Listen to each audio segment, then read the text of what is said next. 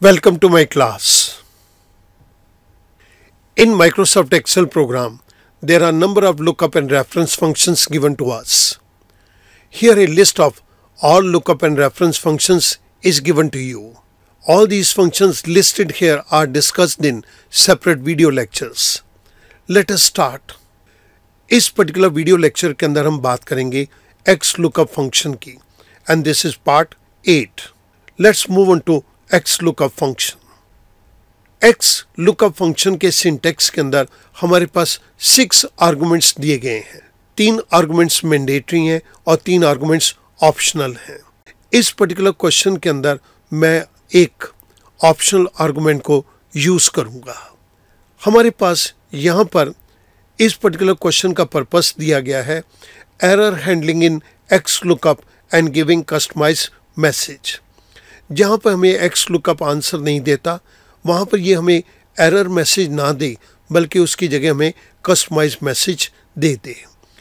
X lookup के अंदर इस बात का भी प्रोविज़न किया गया है. इफ़ नॉट फाउंड, अगर रिज़ल्ट हमें नहीं मिलता तो यहाँ पर हमें एक कस्टमाइज मैसेज मिल जाए.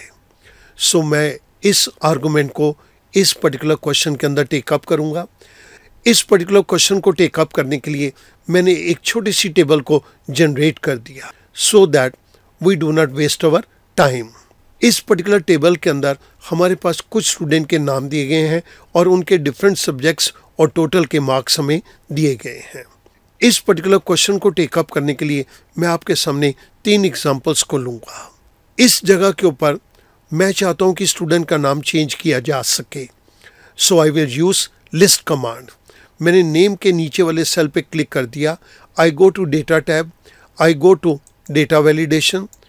इन द डेटा वैलिडेशन सेटिंग्स के अंदर मैं अलाउ ड्रॉप डाउन बॉक्स के अंदर लिस्ट कमांड को चूज़ करता हूं और सोर्स के अंदर मैंने क्लिक कर दिया. मैंने ये कंप्लीट स्टूडेंट के नेम को सिलेक्ट कर लिया. आई से ओके. आप एक छोटे से ट्रायंगल को यहाँ पर देख सकते हैं. मैं किसी भी स्टूडेंट का नाम यहाँ पर टेकअप कर सकता हूँ. जिस स्टूडेंट का नाम आए उस स्टूडेंट के सभी सब्जेक्ट्स के और टोटल मार्क्स यहाँ पर आने चाहिए.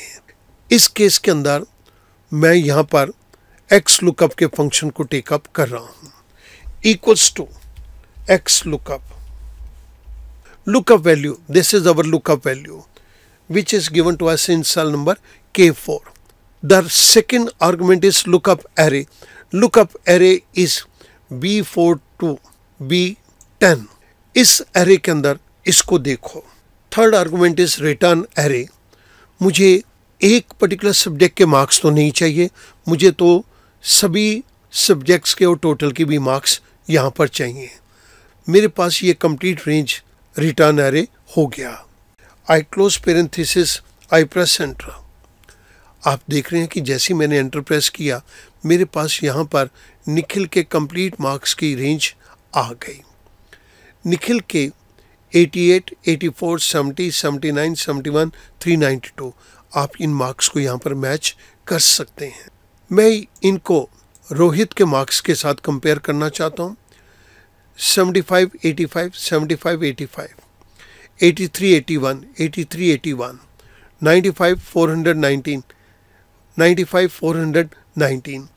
आप यहाँ पर देख रहे हैं जैसे ही मैं क्लिक करता हूँ पूरी की पूरी रेंज चेंज हो जाती है.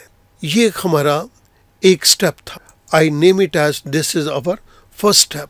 हमने इस फर्स्ट स्टेप के अंदर इस फंक्शन को यूज़ किया. मैं आपकी कन्वीनियंस के लिए इस फंक्शन को यहाँ पर पेस्ट कर रहा हूँ. मैं इनके कलर को भी चेंज कर देता हूँ so that you can have absolute clarity. इसको भी मैं बोल्ड कर देता हूँ. इसके बाद अब मैं आपके सामने कुछ डिफरेंट टेकअप कर रहा हूँ. सपोज कीजिएगा कि यहाँ पर मैं एक नाम वो दे देता हूँ जो कि इस लिस्ट के अंदर है ही नहीं है. तब मेरे पास क्या रिजल्ट आएगा. मैं इस जगह के ऊपर X lookup के फंक्शन को टेकअप कर रहा हूँ. X lookup वैल्यू नेहा के नाम को देखो. लुकअप एरे इस लिस्ट के अंदर देखो और इसके अंदर जब ये नाम मिल जाए तो मेरा रिटर्न एरे ये कंप्लीट मार्क्स है और टोटल है. Parenthesis close, I press enter. तो यहाँ पर मेरे पास एक एरर आ गई. This is not available.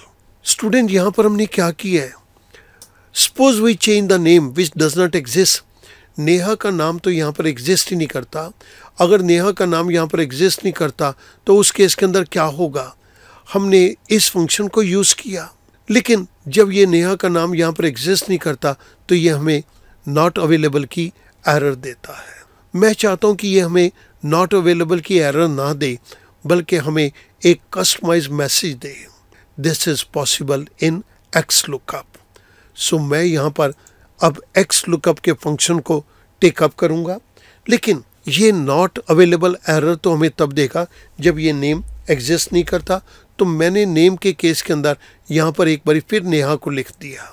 English के नीचे वाले सेल के अंदर अब मैं यहाँ पर एक्स लुकअप के फंक्शन को टेकअप कर रहा हूँ।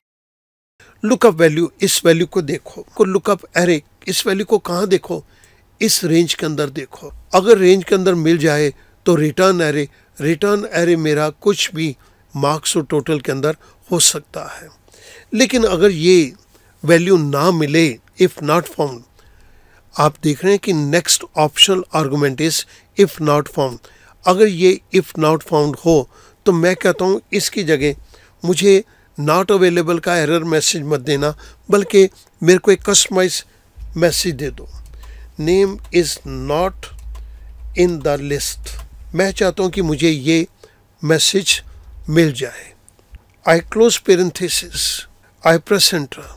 आप देख रहे हैं कि यहाँ पे नाम था नेहा का, तो मेरे पास यहाँ पर मैसेज आ गया, name is not in the list.